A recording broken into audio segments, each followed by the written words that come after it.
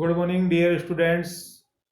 पिछले व्याख्यान में हमने अमेरिकी मंत्रिमंडल एवं ब्रिटिश मंत्रिमंडल की तुलना की थी और उन दोनों मंत्रिमंडल को तुलनात्मक रूप से समझने का प्रयास किया था और मैं समझता हूँ उसमें काफ़ी आप लोगों को सहायक रहा होगा वो मेरा व्याख्यान। उसी कड़ी के अंतर्गत आज के इस व्याख्यान में हम बात करते हैं अमेरिकी कांग्रेस एवं प्रतिनिधि सदन। ये जो अमेरिकी कांग्रेस जिसे जैसा कि इसी प्रकार का जो सेम स्ट्रक्चर उसको अपने भारत में संसद कहते हैं, वहाँ कांग्रेस कहते हैं। तो अमेरिकी कांग्रेस और प्रतिनिधि सदन, ठीक है, वहाँ भी कांग्रेस में दो सदन हैं। जैसे अपने यहाँ दो सदन है, एक राज्यसभा और दूसरा लोकसभा। जैसे राज्यसभा को हम उच्च सदन कहते हैं, लोकसभा को निम्न सदन कहते हैं। जैसे ब्रिटेन में हाउस ऑफ लॉर्ड्स और हाउस ऑफ कॉमन, यानी हाउस ऑफ लॉर्ड को उच्च सदन कहते हैं और हाउस ऑफ कॉमन को निम्न सदन कहते हैं। उसी प्रकार अमेरिका में भी कांग्रेस के दो सदन होते हैं, एक सीनेट जिसको उच्च सदन कहा जाता है, दूसरा प्रतिनिधि सदन जिसको निम्न सदन कहा जाता है। तो आज हम अमेरिकी कांग्रेस और प्रतिनिधि सदन की बात कर रहे हैं। लॉस्की कहते हैं कि ब्रिटिश एवं अमेरिकी संवैधानिक व्यवस्था में सबसे महत्वपूर्ण अंतर ब्रिटिश कॉमन सभा एवं अमेरिकी प्रतिनिधि सभा की शक्तियों में अंतर का है। इन दोनों अगर इन दोनों देशों की संवैधानिक शासन व्यवस्था को समझे तो इनमें मुख्य अंतर होता है।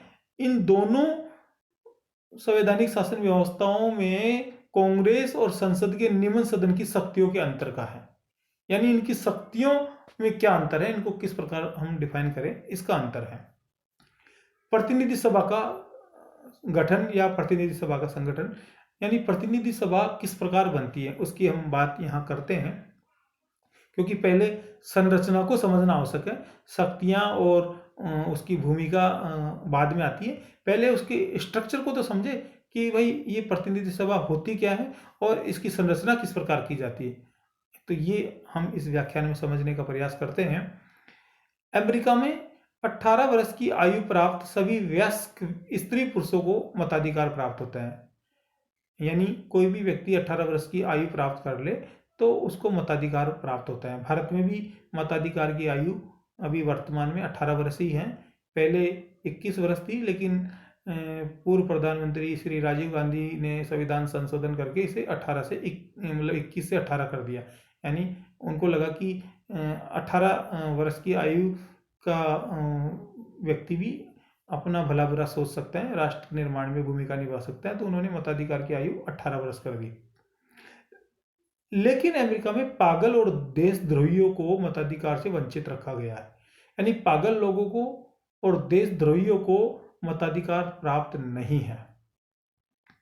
प्रतिनिधि सभा की संरचना के विषय में अमेरिकी संविधान में कहा गया है कि प्रतिनिधि सभा का प्रत्येक सदस्य कम से कम 30,000 लोगों का प्रतिनिधित्व करता है। ये कम से कम एक संख्या इन्होंने लगभग अप्रोक्स संख्या बताई है, कोई फिक्स नहीं है।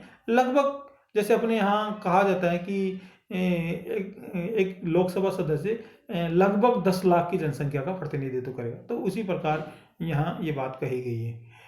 प्रत्येक राज्य से कम एक प्रतिनिधि अवश्य शामिल होगा प्रतिनिधि सभा में, चाहे उसकी जनसंख्या कितनी भी हो। यानी राज्य चाहे छोटा हो, प्रांत चाहे छोटा हो चाहे बड़ा हो, क्योंकि अमेरिका में 50 प्रांत है, किसी भी स्तर का प्रांत हो, कितना भी छोटा हो, लेकिन कम से कम एक सदस्य प्रतिनिधि सभा में प्रत्येक प्रांत से अवश्य जाएगा।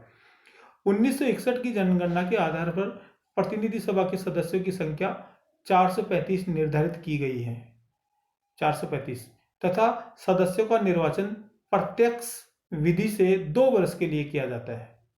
वहाँ 435 सदस्य संख्या निर्धारित की गई है 1961 की जनगणना के आधार पर।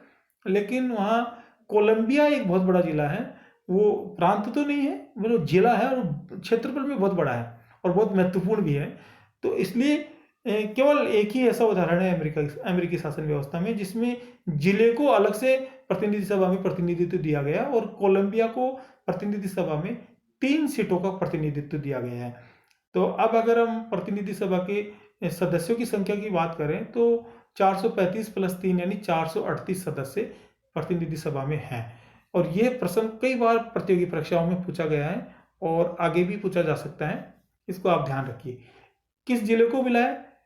कोलंबिया जिले को। 3 सीटों का प्रतिनिधित्व और 435 पहले से है, तो इसका मतलब है 438। प्रतिनिधि सभा का सदस्य बनने के लिए व्यक्ति को संबंधित प्रांत का निवासी होना आवश्यक है। जिस भी प्रांत से वो जाना चाहे उसका निवासी होना आवश्यक है।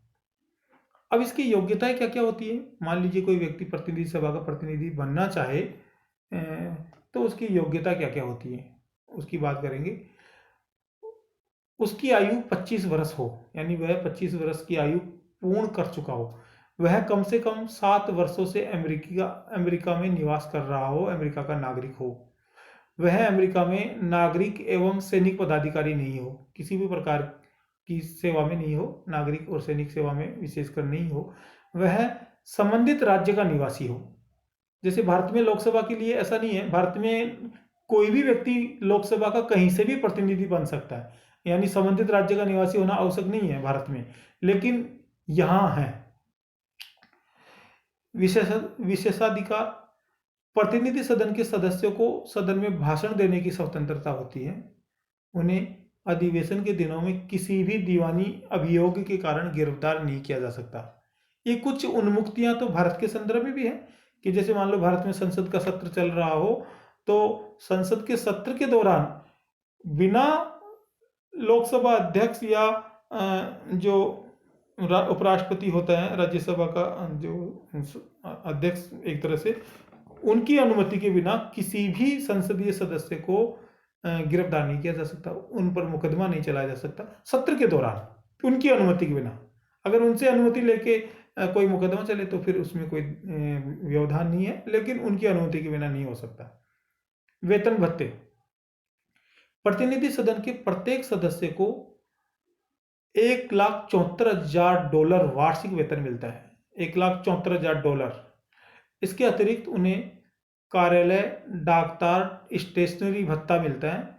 उन्हें निःशुल्क यात्रा, चिकित्सा, बिजली, पानी, दूरसंचार एवं अन्य बहुत सी सुविधाएं प्राप्त होती है। ये सब निःशुल्क होती है, इनमें किसी प्रकार का कोई चार्ज नहीं लगता। बिजली, पानी, दूरसंचार, चिकित्सा, यात्रा आदि में।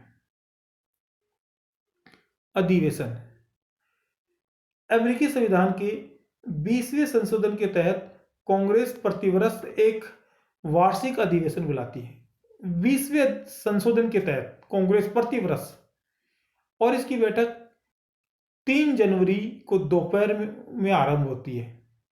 ये इसकी तारीख भी फिक्स है, प्रतिवर्ष 3 जनवरी को दोपहर में बैठक आयोजित होगी।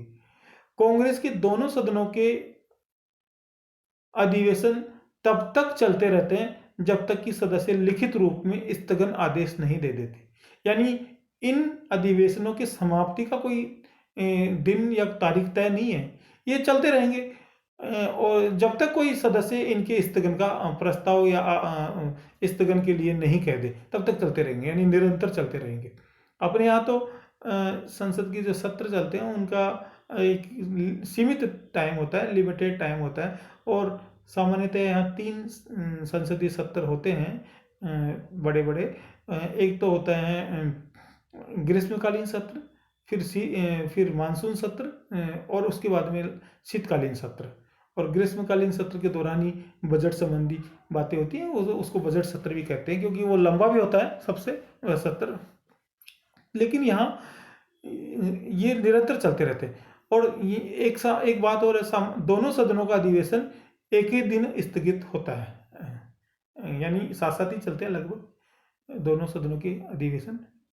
गणपूर्ति: प्रतिनिधि सदन की गणपूर्ति कुल सदस्यों का बहुमत होती है। कुल सदस्यों का बहुमत, जैसे कुल सदस्य मान लो प्रतिनिधि सदन में 438 हैं, तो कुल सदस्यों का बहुमत आप देख लीजिए कि यहाँ लगभग 220 सदस्य चाहिए बहुमत के लिए। 220 सदस्य होंगे तो गणपूर्ति उसकी हो जाएगी, यानी बैठक बुलाई जा सकती है। गणपूर्ति का मतलब होता है कोरम, कोरम बोलते हैं इसको अंग्रेजी में। और कोरम क्या होता है? वह निश्चित सदस्य संख्या जिसके बिना अधिवेशन नहीं बुलाया जा सकता, उसे कोरम कहते हैं। अब जैसे ये भारत के संदर्भ में बात करें तो यह कुल सदस्यों का 1/10 होती है। जैसे भारत में मान लीजिए लोकसभा की बैठक बुलाने के लिए कोरम कितना होगा, यानी गणपूर्ति कितनी होगी, तो वह आप निकाल लीजिए। कुल सदस्यों का 1/10 यानी 55 सदस्य होने आवश्यक है। 55 सदस्यों के बिना मीटिंग गणपूर्ति नहीं होगी और मीटिंग नहीं बुलाई जा सकती। कार्यकाल, प्रतिनिधि सदन का कार्यकाल 2 वर्ष होता है। अपने यहाँ लोकसभा का कार्यकाल 5 वर्ष है, लेकिन यहाँ प्रतिनिधि सदन का कार्यकाल 2 वर्ष है। प्रतिनिधि सदन की शक्तियां एवं कार्य। प्रतिनिधि सदन अमेरिकी कांग्रेस का निम्न सदन है। ये मैंने पहले भी आपको कहा, इसको निम्न सदन कहा जाता है। जैसे भारत में भी लोकसभा निम्न सदन है। बहुत से मामलों में सीनेट एवं प्रतिनिधि सदन की शक्तियां समान है। अपने यहाँ भी बहुत से मामलों में राज्यसभा और लोकसभा की शक्तियां समान है, किंतु बहुत से विषय ऐसे हैं जिनके संबंध में सीनेट प्रतिनिधि सदन से अधिक शक्तिशाली है। यहाँ उल्टा है।